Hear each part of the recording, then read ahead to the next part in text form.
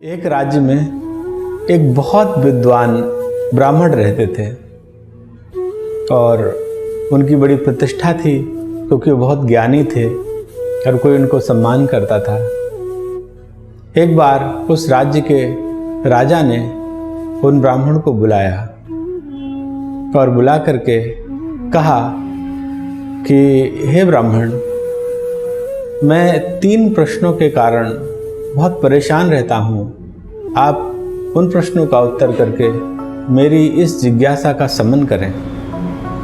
तो ब्राह्मण कहते हैं, बताइए महाराज, क्या प्रश्न है आपके? तो राजा कहता है, ईश्वर कहाँ रहता है और वह मुझे दिखता क्यों नहीं है, और वह करता क्या रहता है हर समय? मेरे इन प्रश्नों का आप शमन करें। इन प्रश्नों को सुनकर के ब्राह्मण एकदम शांत हो गए। वो समझ गए ये तो बहुत क्लिष्ट कठिन प्रश्नों को राजा मुझसे पूछ रहा है और मैं इस राजा को ये प्रश्न बता नहीं पाऊंगा।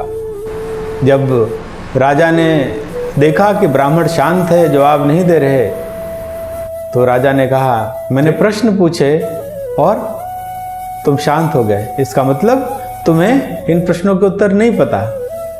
तो यदि तुम्हें इन प्रश्नों के उत्तर नहीं पता और 2 दिनों में इन प्रश्नों का उत्तर तुमसे नहीं प्राप्त हुआ, तो मैं तुम्हें मृत्यु दंड दे दूंगा। यह सुनकर के वो ब्राह्मण दुखी हुए। क्यों? क्योंकि ये प्रश्न सहज नहीं थे। जब ब्राह्मण के पुत्र को इस बात का पता चला कि उनके पिता को मृत्यु दंड दे दिया जाएगा, तब वो राजा से मिलने गया और उसने राजा से कहा कि महाराज, यदि मैं आपके इन प्रश्नों के उत्तर दे दूं तो क्या आप मेरे पिता को मुक्त कर सकते हैं, इस मृत्यु दंड से क्षमा कर सकते हैं? तो राजा ने कहा, अवश्य, क्यों नहीं, मुझे तो इन प्रश्नों के उत्तर चाहिए। तुम दे दो, तुम्हारे पिता दे दें, इससे कोई फर्क नहीं पड़ता। तो वो ब्राह्मण पुत्र बोला कि ठीक है महाराज, फिर आप एक काम करिए, आप एक पात्र में दूध मंगवाइए। तो राजा ने जो है दूध मंगवा दिया। फिर उसने बोला कि अब आप इसका मंथन करवाइए, मथ करके इसका मक्खन निकालना है। तो वही किया गया, दूध को मथा गया और उसके मंथन से जो मक्खन निकला उसको देख करके ब्राह्मण पुत्र बोला कि देखिए महाराज, आपके 2 प्रश्नों के उत्तर यहाँ आपको प्राप्त हो गए। बोले, वो कैसे प्राप्त हो गए? बोले, तो फिर ये बतलाइए कि मक्खन कहाँ से निकला? बोले, इस दूध से निकला। बोले, दूध के किस भाग में था? बोले, दूध के तो सभी भागों में था। तो इसी प्रकार यह ईश्वर भी इस जगत के कण कण में व्याप्त है। तो बोले, फिर मुझे दिखता क्यों नहीं है? बोले, ये ईश्वर इसी तरीके से आपके हृदय में है और आपके चित्त में कामनाओं और वासनाओं के कारण वो आपको दिखता नहीं है। और जब आप योग के द्वारा आत्ममंथन करेंगे और उस आत्ममंथन से आपके चित्त का शोधन शुरू हो जाएगा, तो आपको ईश्वर नजर आने लगेगा। इसके बाद ब्राह्मण पुत्र बोला, तो क्या महाराज, अब मैं जा सकता हूँ? बोले, अभी नहीं, अभी तुमने मुझे तीसरे प्रश्न का तो उत्तर दिया ही नहीं कि ईश्वर हर समय करता क्या रहता है। बोले, ठीक है महाराज, मैं इसका भी उत्तर दूंगा। इसके लिए मुझे आपके स्थान पर और आपको मेरे स्थान पर आना होगा। राजा ने कहा, ठीक है। और इस प्रकार वो बालक राजा के सिंहासन पर पहुंच गया और जो राजा है वो उस बालक के स्थान पर आ गया। और अब बालक ने कहा कि महाराज, भगवान यही करता रहता है, कभी कोई रंक है उसको राजा बना देता है और कहीं राजा को रंक बना देता है। ये जो सारा परिवर्तन है ये ईश्वर से ही होता है। तो राजा यह सुन करके बहुत प्रसन्न हुआ और उसने बहुत से उपहारों को देकर उस ब्राह्मण पुत्र को वहाँ से विदा किया। तो हमने प्रारंभ में यह कथा क्यों ली? हम वास्तव में ईशोपनिषद के प्रथम श्लोक पर चर्चा करने जा रहे हैं, पर यह कथा इस श्लोक को समझने में बहुत सहायक है। ईशोपनिषद का प्रथम श्लोक है, ईशावास्यम इदं सर्वम यत् किंच जगत्याम जगत तेन त्यक्तेन भुंजीथा मा गर्धा कस्य शुद्धनम। ईश आवासम इदम सर्वम, इदम ये सर्वम संपूर्ण, जगत्याम जगत ये जो पूरा जगत है, जो क्रिएशन है, जो संपूर्ण ब्रह्मांड जो ईश्वर से उद्भूत है, और इसमें जो भी चर अचर है ईश आवासम, उन सब में ईश्वर क्या है, व्याप्त है। या दूसरे शब्दों में, चूंकि यह ईश्वर से उद्भूत है, चूंकि ईश्वर से ये निर्मित है और ईश्वर से ही ये ऊर्जावान है, इसलिए ये सब ईश्वर का ही है।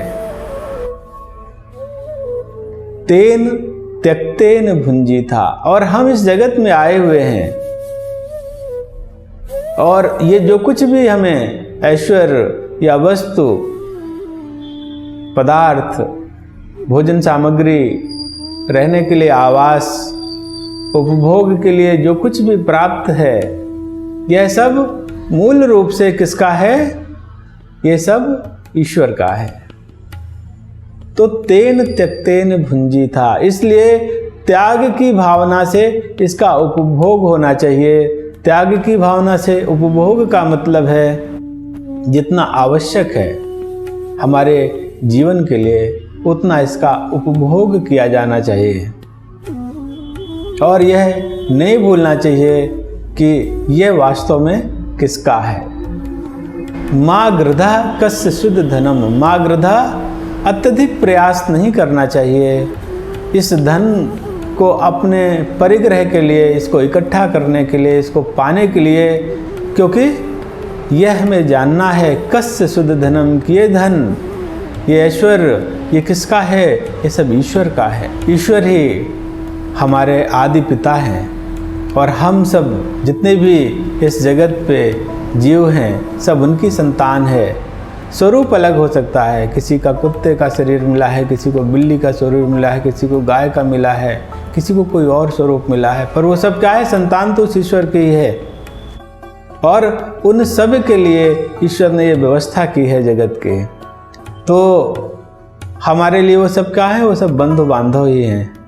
तो अब एक भाई दूसरे भाई के अधिकारों का हनन ना करे, और उसके लिए भी छोड़ दे। कोई बहुत धनवान है तो उसको ये भाव रहे कि ये जो मेरे पास प्राप्त है ये ईश्वर का ही सामग्री है, और इसका मुझे क्या करना है, इसको मुझे अपनी आवश्यकता अनुसार उपयोग करके इसको ईश्वर के निमित्त इसको उपयोग में लाना है। इसको तभी जो यहीं से सिद्धांत शास्त्र में आता है कि त्वदीयम वस्तु गोविंदम तुभ्यम एव समर्पये, कि हे गोविंद, ये सारी वस्तु जो मेरे पास है ये आपकी है और आपको ही समर्पित है।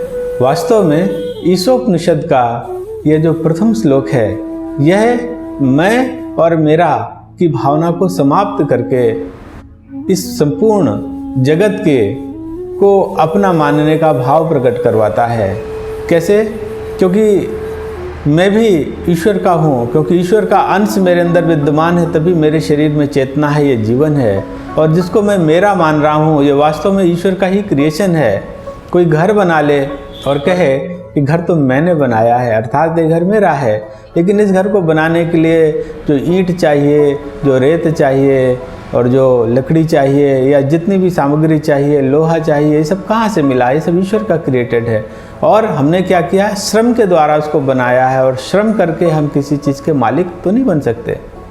तो वास्तव में यदि हम समझ गए कि ये प्रभु का है, तो देखिए जगत की सारी समस्याओं का हल निकल जाएगा। इस मैं मेरा ने ही इस जगत में इतना अंतर क्रिएट किया हुआ है, और यही बात ईशोपनिषद का ये प्रथम श्लोक बताता है। यहाँ तक कि अपने परिवार में भी हम कहते हैं कि ये मेरी पत्नी है, ये मेरे बच्चे हैं, यहाँ पर भी, पर वास्तव में सब क्या है? सब ईश्वर के हैं, ईश्वर की कृपा से प्राप्त हुए हैं। और इन सब को भी ईश्वर उन्मुख करना, और उनको इस चीज़ से अवेयर कराना कि देखो ये सब किसका है, ये सब उसका है और हम सब क्या हैं, इसको उतना ही उपभोग करें। क्यों? क्योंकि ज़्यादा उपभोग करने से हम चोर बन जाएंगे। दूसरे के धन को हम अपने पास अपना बना करके रखने से चोर ही तो हैं। लेकिन इस बात को समझना बड़ा कठिन है और इसी को समझाने के लिए ये बहुत सुंदर श्लोक आता है ईशोपनिषद का, और ये अगर हमारे जीवन में उतर जाए या हम इसको महसूस करना शुरू करें तो वास्तव में हमारे जीवन में बहुत बड़ा अंतर आ सकता है। जीवन की सारी परेशानियों का जो प्रारंभ है वो यहीं से होता है। जैसे किसी का नुकसान हो गया, वो सोचेगा अरे मेरा इतना नुकसान हो गया। अगर वो ये जान ले कि अरे उसका क्या नुकसान है, ये नुकसान कुछ भी नहीं है, ये तो सब प्रभु का था। तो नुकसान फायदा ये सारी चीज़ तो नुकसान फायदा ये सारी चीज़ें जो है हमको क्या करेंगे, प्रभावित नहीं करेंगे। और वो जो समता की स्थिति है, योगस्थः कुरु कर्माणि, जो बात योग में स्थित होने की बात जो भगवद गीता में कही गई है, ये सब इन्हीं विचारों के इस ज्ञान से ही आता है। इसलिए ज्ञान बड़ा आवश्यक है। और एक एक श्लोक जब प्रकाशित होता है तो वो अपने आप में परिपूर्ण होता है।